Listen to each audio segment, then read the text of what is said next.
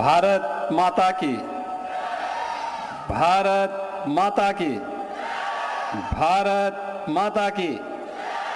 वंदे वंदे वंदे। नमः पार्वती पतिये हर हर। गोरखपुर महोत्सव के आज के समारोह में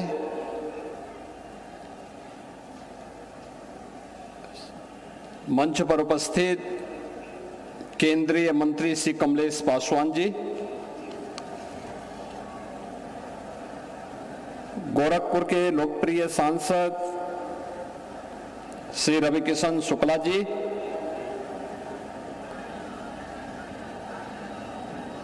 महापौर डॉक्टर मंगलेश श्रीवास्तव जी, माननीय विधायकगण श्री विपिन सिंह जी, महेंद्र पाल सिंह जी, प्रदीप शुक्ला जी, राजेश त्रिपाठी जी, डॉक्टर कमलेश पासवान जी, उत्तर प्रदेश महिला आयोग की उपाध्यक्ष श्रीमती चारू चौधरी जी, कालीबाड़ी के मोहन जी,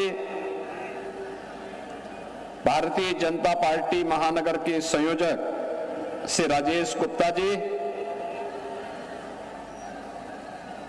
गोरखपुर महोत्सव के आज के इस आयोजन में उपस्थित सभी महानुभावों और गोरखपुर के सभी उपस्थित बहनों और भाइयों,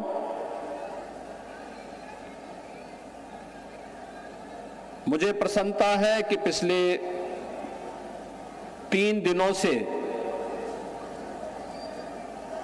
गोरखपुर की परंपराओं से लेकर के गोरखपुर की सभ्यता, संस्कृति और पुरातन से लेकर के आधुनिक गोरखपुर की इस यात्रा को लेकर के गोरखपुर महोत्सव यहां पर बहुत उल्लास के साथ, उत्साह के साथ इस आयोजन के साथ आप सभी गोरखपुर वासियों को जुड़ने का अवसर प्राप्त हुआ है।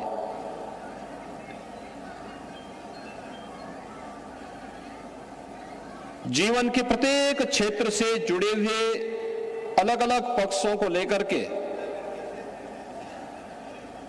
यहां पर उनका मंचन भी हुआ और महोत्सव के अवसर पर गोरखपुर और पूर्वी उत्तर प्रदेश से जुड़े हुए प्रोडक्ट को शोकेसिंग करने का भी एक अवसर इस महोत्सव के माध्यम से प्राप्त हुआ है।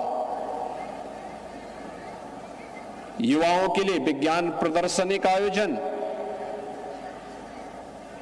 तो यहां पर गोरखपुर से जुड़े हुए विभिन्न उत्पादों को लेकर के उन्हें एक मंच भी प्राप्त हुआ है। कला जगत से जुड़े हुए स्थानीय कलाकारों के लिए हम लोगों ने प्रारंभ से ही एक व्यवस्था करने के लिए मैंने कहा था कि कला से जुड़े हुए लोगों का अलग अलग, वह गायन हो, वादन हो, नाट्य का हो या उनसे जुड़े हुए उन विभिन्न विधाओं को लेकर के भी एक प्रतिस्पर्धा, एक कंपटीशन ग्राम पंचायत, न्याय पंचायत, ब्लॉक और जनपद स्तर पर हो और फिर उनको मंच पर एक स्थान देकर के उनके लिए भी इस कार्यक्रम में उनकी सहभागिता भी हो सके, इसे लेकर के भी हम एक कार्यक्रम को आगे बढ़ाएं। और मुझे प्रसन्नता है कि काफी हद तक इन सभी कार्यक्रमों को समारोह और इस महोत्सव के माध्यम से समाहित करने का प्रयास हुआ है। महोत्सव के पीछे का उद्देश्य भी यही है, जहां कहीं भी अच्छा हो रहा है हमारे सामाजिक जीवन में, व्यापारिक जीवन में, आर्थिक जीवन में, या फिर जीवन के अलग अलग पक्षों में अन्नदाता किसानों के द्वारा युवाओं के स्तर पर कला के क्षेत्र में, विज्ञान के क्षेत्र में, स्पोर्ट्स के क्षेत्र में उन्हें हम एक प्लेटफॉर्म दे सकें और महोत्सव के माध्यम से उनका सम्मान दे सकें।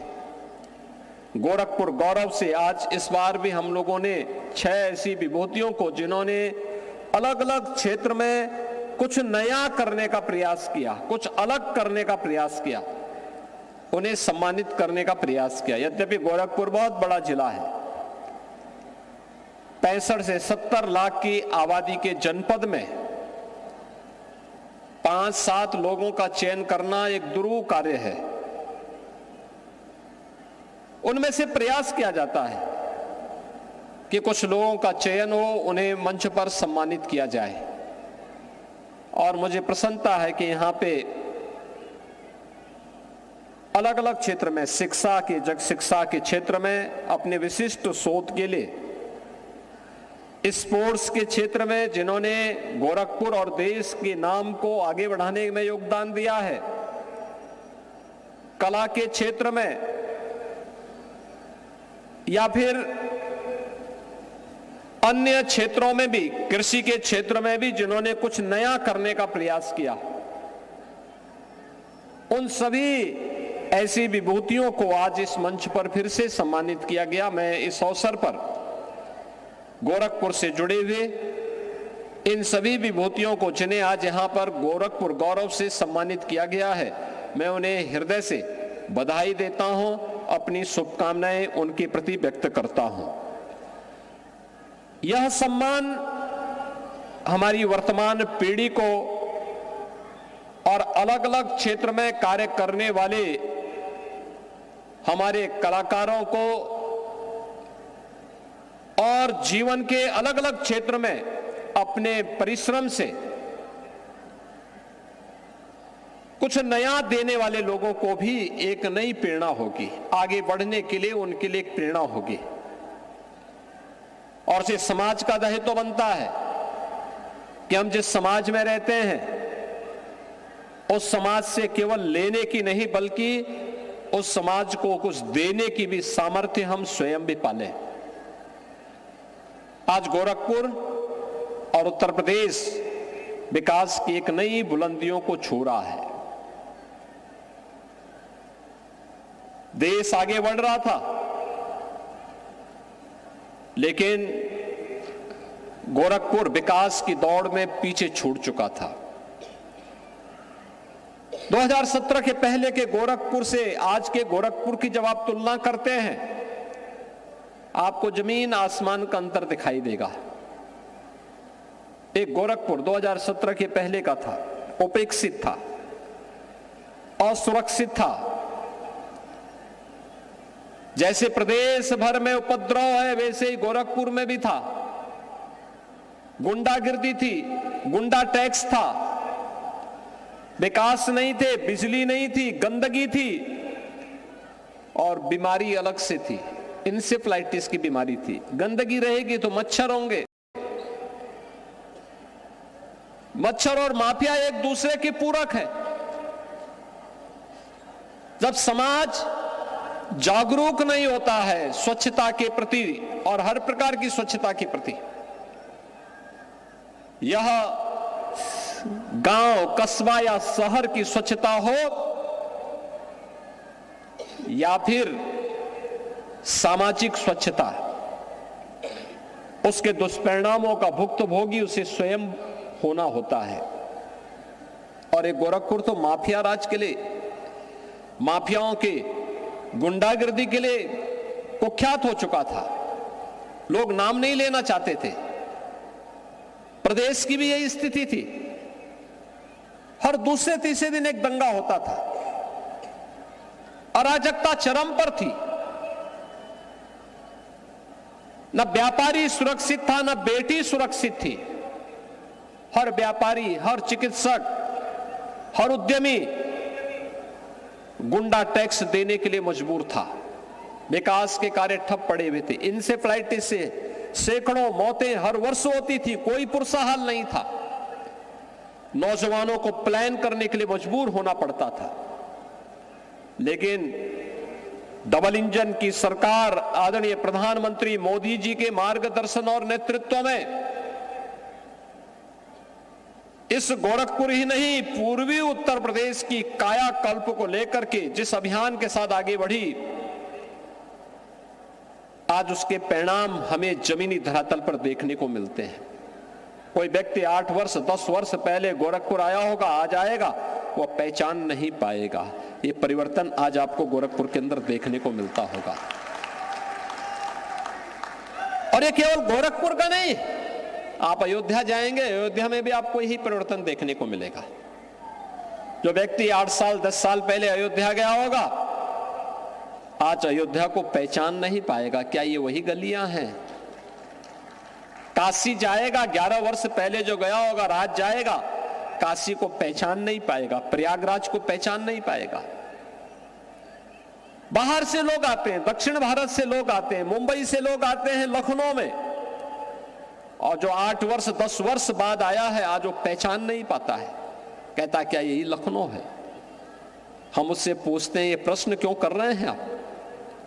वो कहता है प्रश्न इसलिए कर रहे हैं क्योंकि जो लोग आए थे वो लोग कहते थे तब तो बहुत गंदा था, सड़कें बहुत संकरी थी, सूर्य अस्त के बाद लोग कहते थे कि भाई आप घर से बाहर मत निकलिए, लेकिन अब तो देर रात्रि में हम लोग निकल रहे हैं, कहीं कोई भय नहीं है। और यह जो चेंज है, यही हमारी समृद्धि का भी और यहां की खुशहाली का आधार भी है। यानी भारत आगे बढ़ रहा है तो भारत की समृद्धि के साथ उत्तर प्रदेश भी पीछे नहीं है, और उत्तर प्रदेश पीछे नहीं है तो गोरखपुर भी पीछे नहीं है। सभी ने अपनी दूरियां तय की हैं। कोई सोचता था ये बंद खाद का कारखाना चल पाएगा, गोरखपुर में एम्स होगा, बीमार बीआरडी मेडिकल कॉलेज फिर से स्वास्थ्य का एक बेहतरीन केंद्र बनेगा। कोई सोचता था 4 लेन 6 लेन की सड़कें गोरखपुर में होंगी। हमें 10 वर्ष पहले लखनऊ जाना होता था तो 8 से 10 घंटे लगते थे, आज 3.5 घंटे में आप सड़क मार्ग से लखनऊ पहुंच सकते हैं।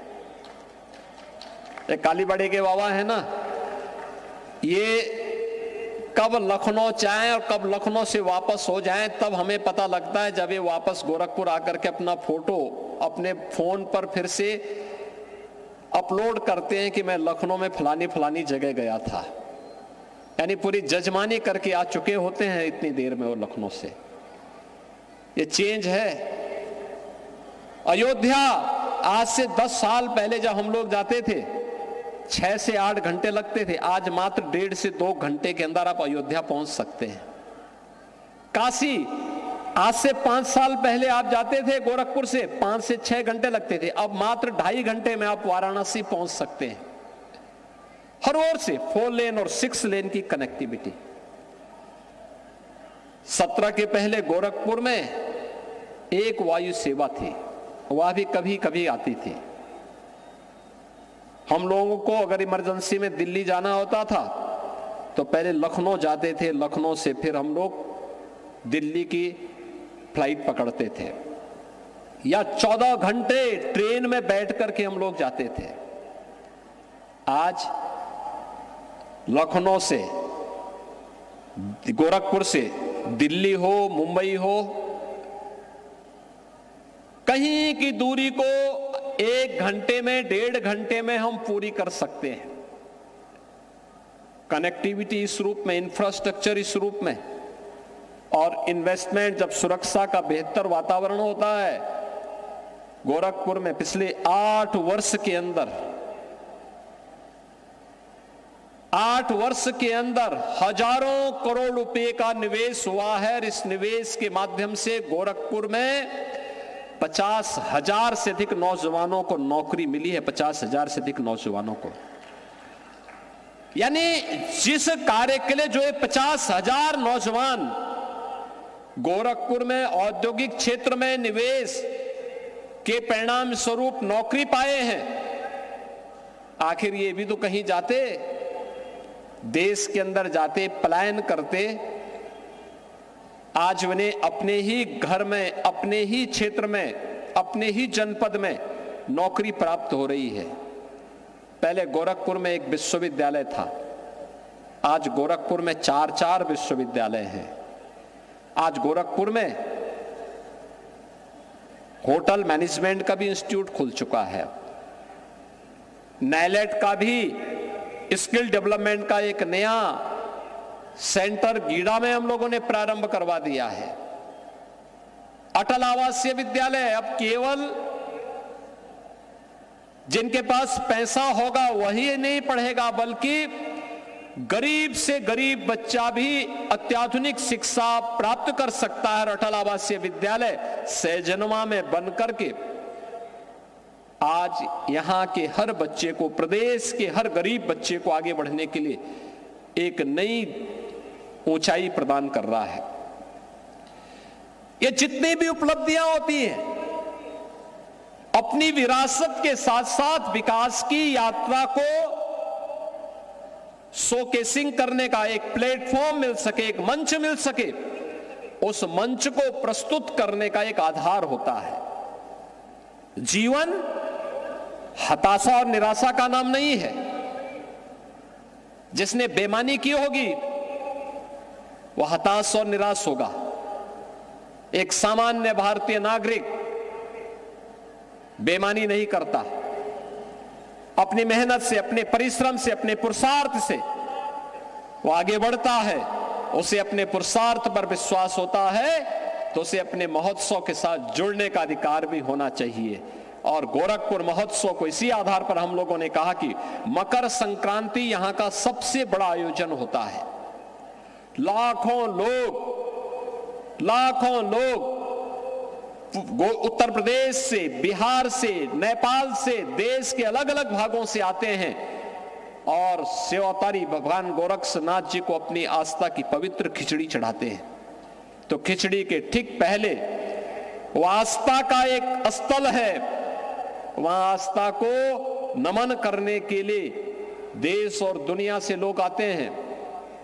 लेकिन महोत्सव के माध्यम से उत्साह और उमंग का एक नया संचार हो, इस दिशा से यह मंच आपको यहां पर प्राप्त होता है। और 3 दिन का यह मंच, यह महोत्सव अलग अलग विधाओं को लेकर के अलग अलग कार्यक्रमों के साथ जुड़ता है।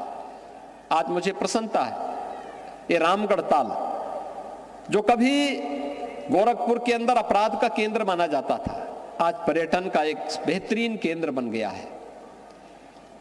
अब गोरखपुर की कोई उपेक्षा नहीं करता, अब हर विकास की योजना आप तक पहुंचती है, शासन की हर योजना आप तक पहुंचती है, बिना मांगे पहुंचती है। यह है परिवर्तन। और उस परिवर्तन में आप सबको सहभागी बनाने के लिए आज हम सब एक बार फिर से यहां पर आए हैं। याद रखना, हमारे जीवन की सबसे बड़ी ताकत है, जो उपलब्धि आपने हासिल की है, जो उपलब्धि उत्तर प्रदेश ने हासिल की है, यह हासिल की है धैर्य से, अनुशासन से। हमारा अनुशासन, हमारा धैर्य हमारी सबसे बड़ी ताकत है। हमने धैर्य नहीं खोया।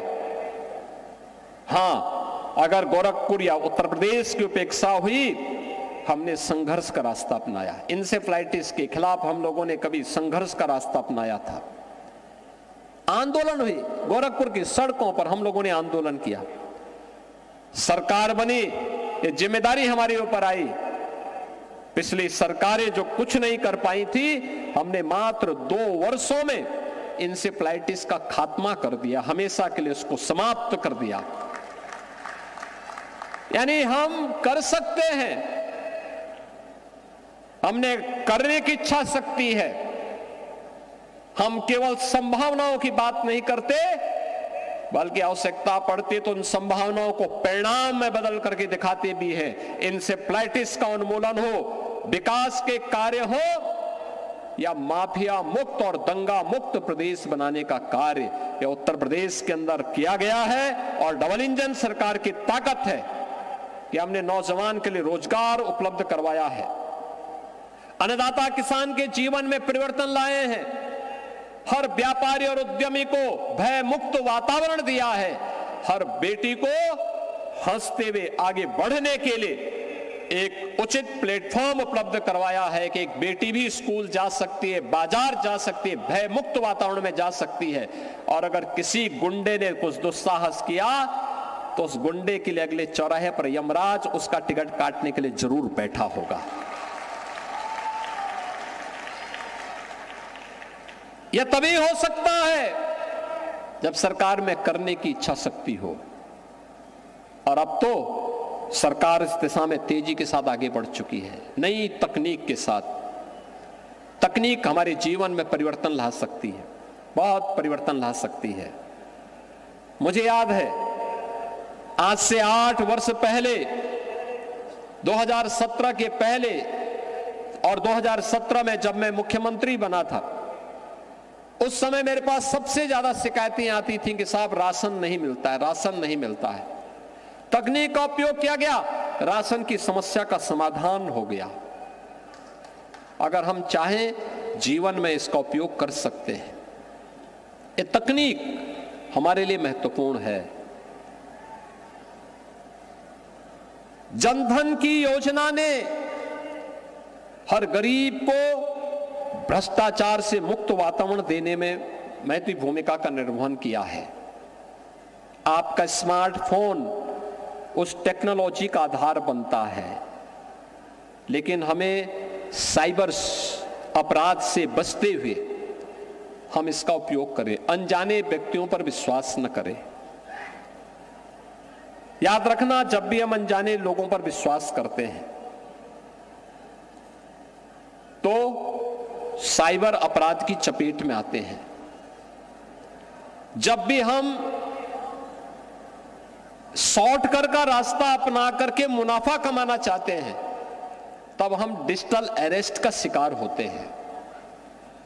अपना मोबाइल फोन या अपना स्मार्टफोन उसी कार्य के लिए इस्तेमाल करें जिस उद्देश्य को लेकर के आपने अपना स्मार्टफोन रखा है, अपनी जरूरत के हिसाब से। अनावश्यक समय खर्च मत करिए। तकनीक मनुष्य के लिए है, मनुष्य तकनीक के लिए नहीं है। अब मैं देखता हूं छोटे छोटे बच्चों को भी, दुधमुहे बच्चों को भी स्मार्टफोन लोग पकड़ा देते हैं। ये अपराध कर रहे हैं आप, ये अपराध मत करिए, मत पकड़ाइए बच्चों को स्मार्टफोन। उसको लिखने पढ़ने की आदत डलवाइए, सिखाइए उसको थोड़ा। स्मार्टफोन पकड़ लेगा तो फिर उसके बाद वो जिद्दी हो जाएगा, डिप्रेशन का शिकार हो जाएगा। एक समय आप धोखे में स्वयं हो जाएंगे, उससे बचिए। दूसरा, स्मार्टफोन बंद करके रखिए। जब आप कहीं यात्रा में जा रहे हैं, बाइक चला रहे हैं या 4 व्हीलर चला रहे हैं, अपना स्मार्टफोन बंद करके रख दीजिए, साइलेंट मोड में रखिए। सड़क दुर्घटनाएं भी हमारे लिए एक चैलेंज है। कितना चैलेंज है, नौजवान बच्चे चपेटे में आ रहे हैं, परिवार समाप्त हो जा रहे हैं। अच्छी सड़कें इसलिए नहीं है कि आप ट्रैफिक के नियमों का उल्लंघन करें, अच्छी सड़कें इसलिए हैं जिससे आपके आवागमन के मार्ग को आसान बनाया जा सके, आपको सुगम यात्रा का मार्ग प्रशस्त किया जा सके, आप समय से पहले अपने गंतव्य में पहुंच जाएं। अच्छी सड़कें इसलिए नहीं हैं कि आप समय से पहले किसी दूसरे लोग की यात्रा में निकल जाएं। ये अच्छी सड़कें इसलिए है कि आप अपने गंतव्य तक पहुंचे, खुशहाल रहो करके, आप भी, आपका परिवार भी। आपको देख करके, आपकी सफलता को देख करके आपके मित्रगण, आपके परिवार के सदस्यगण, आपके सहयोगीगण खुशहाल हो सके।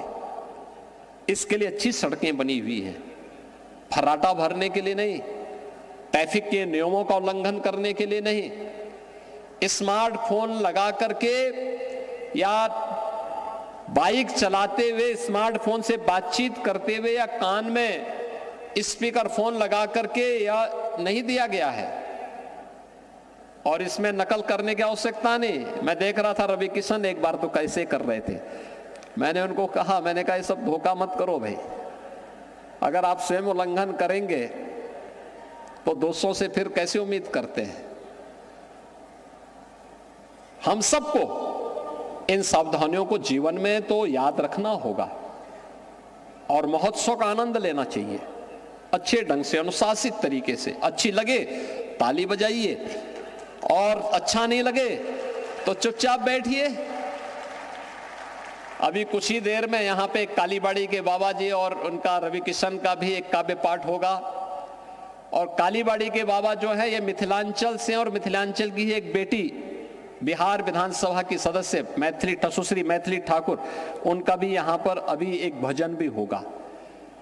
तो यहाँ पर कालीबाड़ी के बाबा और इनका जो है रवि किशन के काव्य पाठ में बाबा स्वस्ति वाचन करेंगे, उसके बाद उनका काव्य पाठ होगा। क्योंकि दोनों की जोड़ी बन चुकी है, अब दोनों एक साथ फिल्मों में भी काम करने वाले हैं। तो दोनों की कौन सी फिल्म आती है मैं नहीं जान रहा हूं, लेकिन दोनों एक साथ काम करेंगे। कब करेंगे ये भी अभी, लेकिन मैंने कहा भी ये फिल्म आप यूपी से बाहर ही करना, यूपी के अंदर मत करना। गोरखपुर महोत्सव के लिए और मकर संक्रांति और खिचड़ी त्योहार के लिए मैं आप सबको बधाई देता हूं, क्योंकि मकर संक्रांति ये भगवान सूर्य के उत्तरायण जाने की एक शुभ मुहूर्त भी मानी जाती है। हमारे जितने भी मांगलिक कार्यक्रम होते हैं उन मांगलिक कार्यक्रमों को आगे आयोजित करने के लिए एक शुभ मुहूर्त, यानी 15 जनवरी से मकर संक्रांति के बाद से शुभ मुहूर्त प्रारंभ हो जाएंगे। खरमास जो थे वह 15 जनवरी को समाप्त हो जाएंगे। 15 जनवरी से हम लोग आगे अपने हर मांगलिक कार्यक्रम को संपन्न कर पाएंगे। और इस अवसर पर उत्तर प्रदेश, बिहार, नेपाल और देश भर से लाखों की संख्या में श्रद्धालु बाबा को खिचड़ी चढ़ाने के लिए बाबा के धाम में गोरखनाथ मंदिर में पहुंचेंगे। हम सब भी मकर संक्रांति के इस त्योहार का आनंद लें। आप सबको मकर संक्रांति की मंगलमय शुभकामनाएं हो। गोरखपुर महोत्सव की सफलता के लिए मैं एक बार फिर से आप सभी को, इस व्यवस्था से जुड़े हुए सभी जनप्रतिनिधि और प्रशासनिक अधिकारियों को, पुलिस के अधिकारियों को, विभिन्न स्वयंसेवी संगठनों को, सामाजिक संगठनों को, व्यापारिक संगठनों को, सभी को मैं हृदय से बधाई देता हूं, अपनी शुभकामनाएं देता हूं। धन्यवाद। जय हिंद।